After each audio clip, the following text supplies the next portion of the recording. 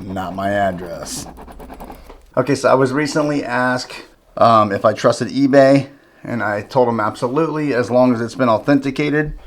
That I had used eBay for several relatively large purchases, and wanted to do an unboxing and show you what you get when you order from eBay and use their authentication. So the box comes sealed to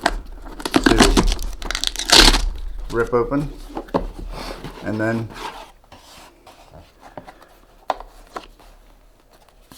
comes with a couple congratulation things from eBay, and then the card from the authenticator will have the brand and the model. It will also have the movement number, the model number, the serial number. It will have all the information on the watch itself. Let me see if I can get that focused. So you can see there they've got the Seamaster Chronostop.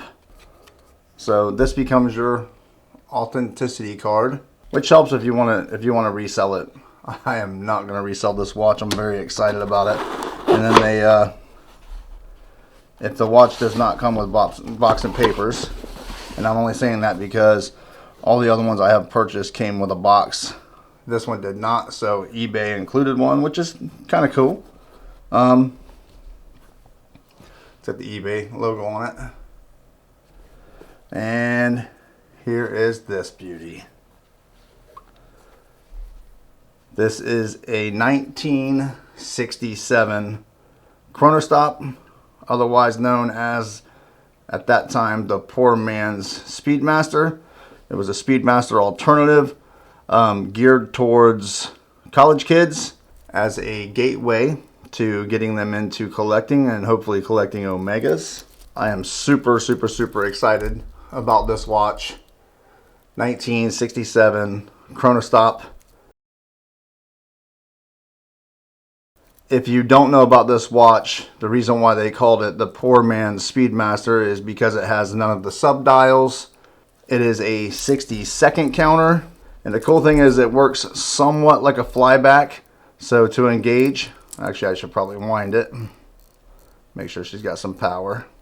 So it works kind of like a flyback. As you see, well, there's only one pusher, so you would engage it, and when you hit your finish line, you would push and hold, get your calculation, and then just release, and it returns itself back to 0 point. This watch was extremely large for the time. This is a 1967, so most of the watches at that time were around 34 to a jumbo 37 millimeter. This watch is 41 millimeter. I'm going to show you here next to my Speedmaster. Very comparable. The Speedmaster is 42 mil and the Chronostop is 41 mil, but honestly, because of the cushion case, it actually looks a little bit larger and it wears a little bit larger. So there it is, guys. 1967 Omega Chronostop.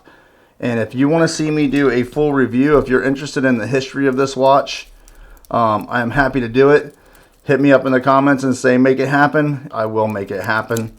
It's very interesting. I'm very excited.